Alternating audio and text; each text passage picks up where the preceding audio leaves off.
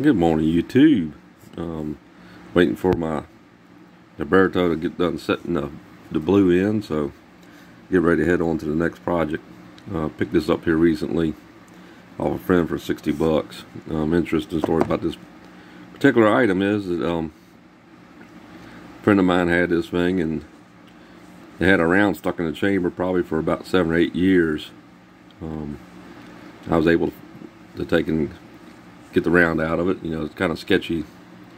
Twice in my life I've had firearms where they had a live round chamber. It's kind of sketchy getting it out of there. Kind of feel like that little Gremlin on Falling Hare when you're getting it out. Be safe doing it. But what we have is a good old classic ring of fire gun, the Lorcin 380. Has ordered the parts for this thing. I've got the parts in now to put it back together. I think give it 60 bucks for the gun. You know, overall it's in pretty good shape. Go through this thing a little bit. If you're not familiar with ring of fire guns, Lorcin's one of them. You see the finish is nice on the gun actually. Maybe like chromium plated, but this was the round that was stuck in the chamber. Anyway, you're not familiar with the ring of fire guns. It's Lorcin, Jennings, Jimenez, Brico, Davis, and Cobra. And I think Bierman, I don't know if they're actually doing the semi-autos or not. They picked up the Derringers. Anyway, there's AMAC guns. They're made out of pot metal. You know, depending on which one you get, there's different levels of quality. Lorcin's kind of on the low end of that scale.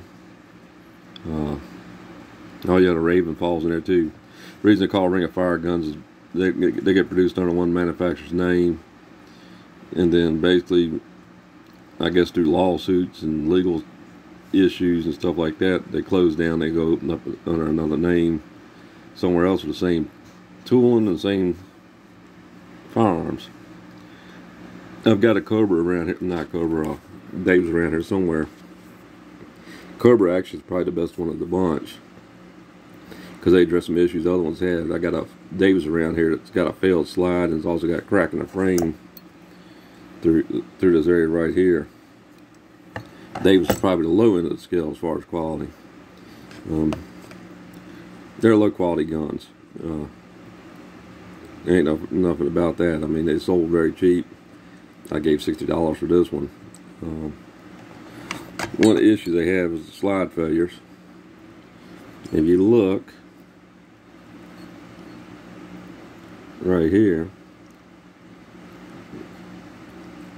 that's not a crack, but that's casting.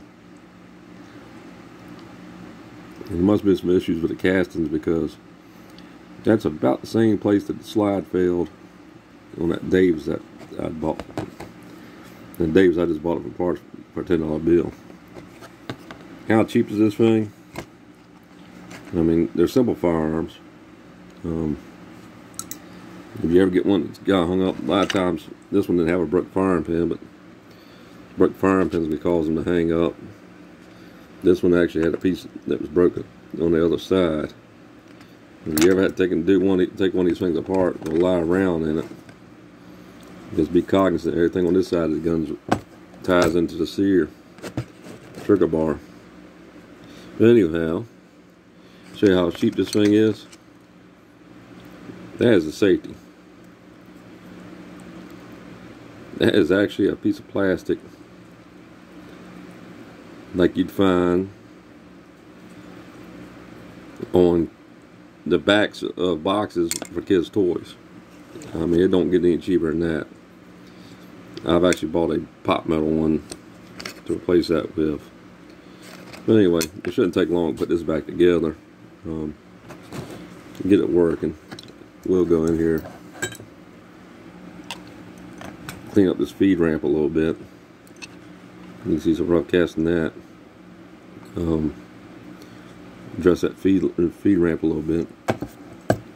It can be made to run reliable. Do I trust my life to it? No. Firearm pins have a tendency to fail on these things. They really do.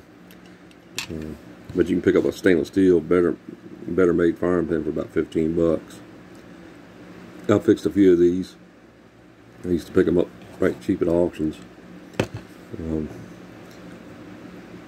always figured I'd hang on to them for buyback guns in case we ever have a fancy buyback. Well, you know, buy a gun for 60 bucks and sell it to the government for $150, $200. That's a win. But anyway,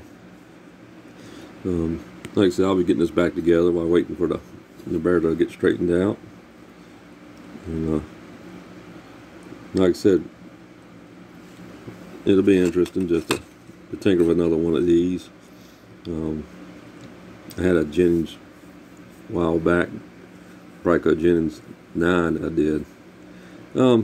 Anyhow, if you ain't following me yet and you like the content of these videos, please go ahead and follow me, and make sure you like and subscribe if you get a chance. Thank you for watching.